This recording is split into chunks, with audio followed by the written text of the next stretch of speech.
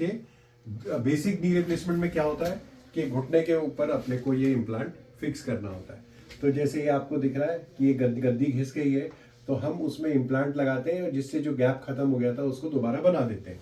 तो ये एक्सरे इस प्रकार से दिखेगा सामने से, और सेम एक्सरे अगर अपन साइड से देखेंगे तो इस प्रकार से दिखेगा। लेकिन ये इम्प्लांट को हमें बोन पे लगाना है। तो जैसे हमारी क्वाड्रिसेप्स मसल रहती है, हाथ के ऊपर बाइसेप्स रहती है। बाइसेप्स की मसल जो है ये फ्लैशी पार्ट है जो छोटा होता है।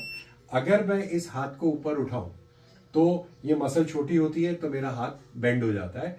लेकिन ये फ्रैक्चर होता है, और मान लीजिए मैं इसमें प्लेट डालता हूँ और इस मसल को मैं बीच में से चीरा मार देता हूँ, और अगर मेरे को शाम को 6 बजे बोला जाए कि अपना हाथ ऊपर उठाइए, तो क्योंकि ये मसल मैंने काट दी है तो मेरे से हाथ उठेगा नहीं, क्योंकि मसल डैमेज हो गई है। तो हमें फिजियोथेरेपी लगती है, 1-1.5 महीना बहुत एक्सरसाइज करके हमारी ताकत वापस आ जाती है, लेकिन 100% ताकत नहीं आती है।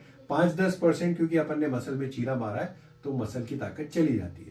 दूसरी तरफ इसी प्लेट को अगर हम ऐसे लगा सके कि इस मसल को साइड में करें और बिना मसल को डैमेज किए हम उसमें एक प्लेट लगा दें, तो क्या होगा कि प्लेट लगते ही आपकी मसल को आपने डैमेज नहीं किया है, तो क्योंकि आपने मसल को छुआ है तो थोड़ा बहुत पेन वगैरह होगा, लेकिन जो पेन है वो इतना कम होता है कि आप उसको पैरासीटामोल की गोली, डायनापार इंजेक्शन वगैरह से मैनेज कर सकते हैं। और उससे फायदा क्या होता है कि शाम को आप जब उसे बोलेंगे हाथ मुड़ो तो मुड़ जाएगा। तो अब मैं आपको नी में हम इसकी क्या सिग्निफिकेंस है, आप ऊपर आ जाइए। तो ये जैसे आपको दिख रहा है, ये क्वाड्रिसेप्स की मसल का डायमेंशन है। यहां पे टेंडन होता है। जब हम स्किन पे चीरा देते हैं तो एक वर्टिकल इंसिजन जाता है, उस इंसिजन के नीचे जाते ही ये मसल, उसके नीचे ये मसल हमारी आ जाती है। तो जितने भी सर्जन हैं जो ट्रेडिशनली ऑपरेट करते हैं, इस टेंडन को इसको क्वाड्रिसेप्स टेंडन बोलते हैं। इस मसल को बीच में से काट देते हैं, ये जो है इसको बीच में से काट दिया जाएगा। तो जब इसको काटते हैं तो ये घुटना इस प्रकार से खुल जाता है, आप अंदर जाते हैं, ये इम्प्लांट उसमें फिक्स कर देते हैं, और ये ट्रेडिशनल नी रिप्लेसमेंट है। लेकिन हम लोग क्या करते हैं, हम लोग इस मसल में जो चीरा देते हैं हम नहीं देते, हम उसकी जगह घुटने को सामने की जगह साइड से अप्रोच करेंगे। हमारा स्किन का इंसिजन भी ऐसा दिखेगा आपको, और नीचे जाएंगे तो ये मसल को हम इस प्रकार से एक्सपोज करते हैं, और जैसे पर्दे को अपन सरका के अंदर घुसते हैं, इस पूरी मसल को हम ऐसे सरका देते हैं, ऐसे घुसेंगे। जो भी इंसिजन के टाके रहेंगे वो इस मसल में नहीं आते, सब नीचे की तरफ आते हैं।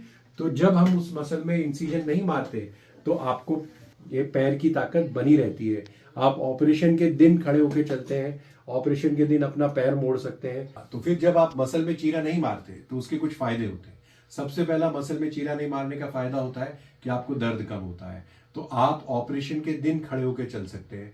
ऑपरेशन के दिन ही आप पैर मोड़ सकते हैं। बहुत सारे हमारे पेशेंट ऑपरेशन के 2 दिन बाद मांडी मार के भी बैठ जाते हैं, और ऑपरेशन के दूसरे दिन आप सीढ़ी चढ़ सकते हैं। आप दोनों पैर से सीढ़ी चढ़ सकते हैं, जिस पैर को ऑपरेट किया आप उससे भी स्टेयर क्लाइंबिंग शुरू कर सकते हैं। तो ये जो एडवांटेज है ये बहुत है। उसके अलावा हॉस्पिटल के अंदर आपको वॉकर 1-1.5 दिन लगता है, आपकी स्टिक 8 से 10 दिन में छूट जाती है। 8 से 10 दिन के बाद आप घर के बाहर घूमने जा सकते हैं, और बहुत सारे पेशेंट जब 15 दिन पे आते हैं तो वो 1.5 से 2 किलोमीटर तक घूम सकते हैं।